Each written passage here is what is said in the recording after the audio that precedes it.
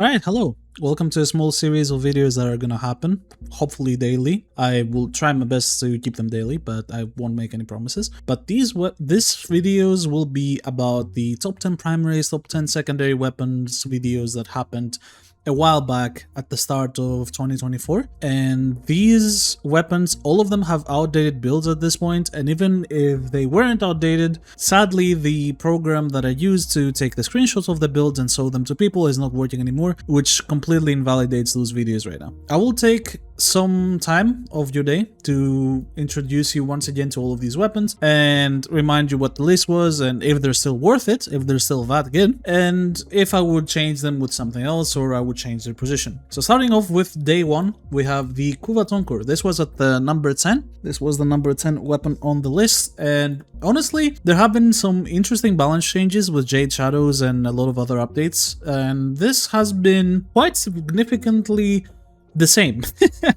It hasn't changed whatsoever, because usually for the Kuva Tonkor what you would do is that you would use a Hunter Munitions based build, but then Hunter Munitions and Slash based build got kinda nerfed by the Jade Shadows update since enemy health was massively increased. Now, you would say that's pretty bad, but at the same time, Semi-Rifle Cannonade got in the game, which boosts both the damage of the Tonkor itself to crazy amounts compared to anything else, but also boosts the slash procs from the base damage, because if, in case you don't know, any type of slash status, it only works with your base damage. So if I add or remove viral here, if I remove this mod completely, the slash procs are gonna deal the exact same damage regardless.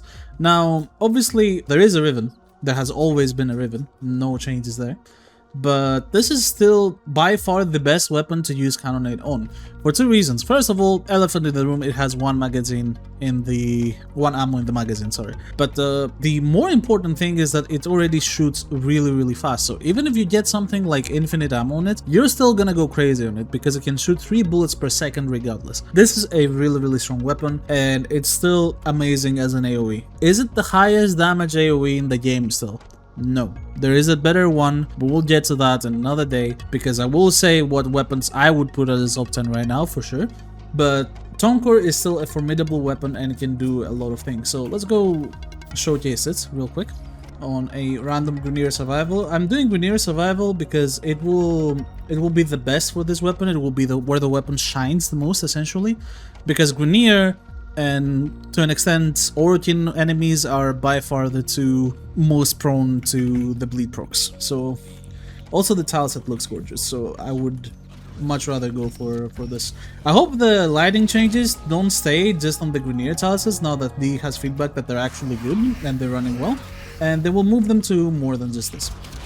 So first of all, you know, this is an explosive weapon. Explosive weapons, they need a few kills to ramp up. This one kinda doesn't. This one just goes immediately, and when it ramps up finally, you know, we get some really decent damage numbers, like some really good stuff here.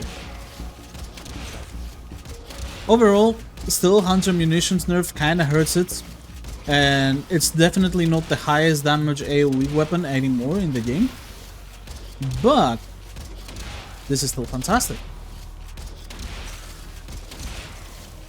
This is still, as you can see, very destructive.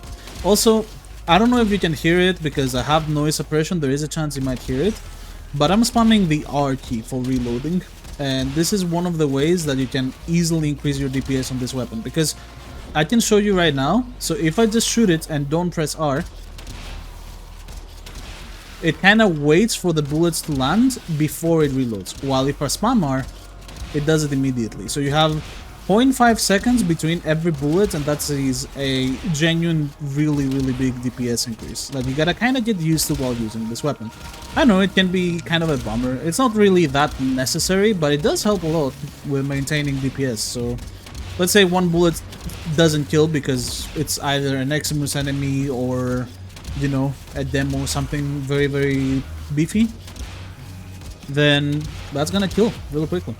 The biggest and best thing about this weapon that always had this, and it still has it to this day, is the amount of ammunition you get. So as you can see, we have 30 ammo in the magazine, and grabbing ammo gives us 3 back. So no matter what, if you keep killing, you're constantly gonna be at full ammo. And it deals decent damage. So. Now, I still think Hunter Munitions is by far the best you can go for this. There is a slight chance that depending on your even mode, you can bypass Hunter Munitions and go for something like a pure crit with hammer shot and bladed rounds on top of that, but bladed rounds requires the user to aim, and as someone who uses explosive weapons a lot, you kind of don't want to aim with these explosive weapons. You kind of just want to let them be, you know? Because, like, you wouldn't really play like this in the Tonkor, you know? But regardless, this is still really, really good.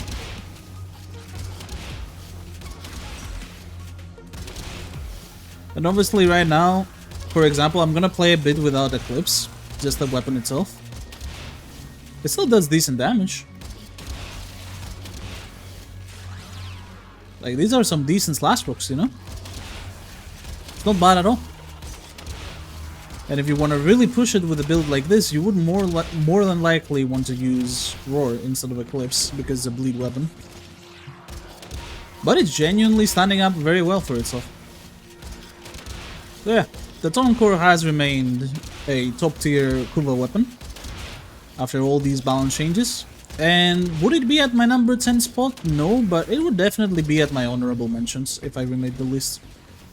For sure.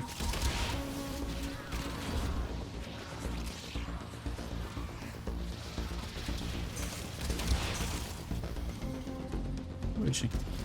Whoop.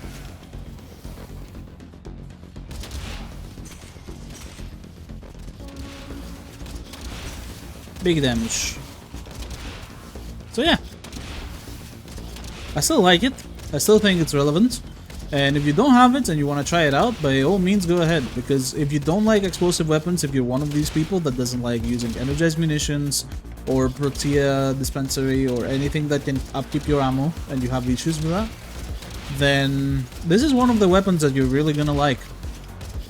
This and Toonfinger Primary has to be the best weapons for having like high, really high maximum ammo and very low ammo consumption from the explosive weapons. You have Zara with 5 extra bullets, you have Ogris with 7, we have Kuva Brahma with 5 again. And, you know, it's really nice having a weapon that has 30 extra bullets and you don't really need to care about the ammunition. It also does enough damage to one-shot Xmas units, so that's really nice. Really good weapon. Very practical. Is it for everything? No, but you would feel nice using it on some kind of exterminate mission. Even though it's not meta. And you would be fine with it.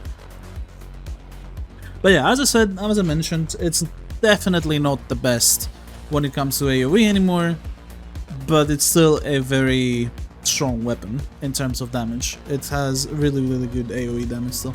So yeah, this is what this series is gonna be about, just a small update on each gun.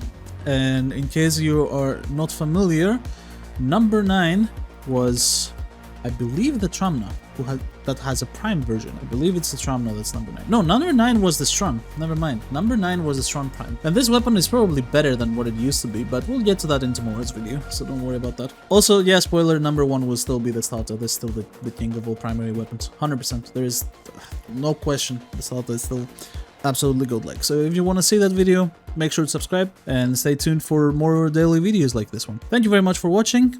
I'll see you in the next video.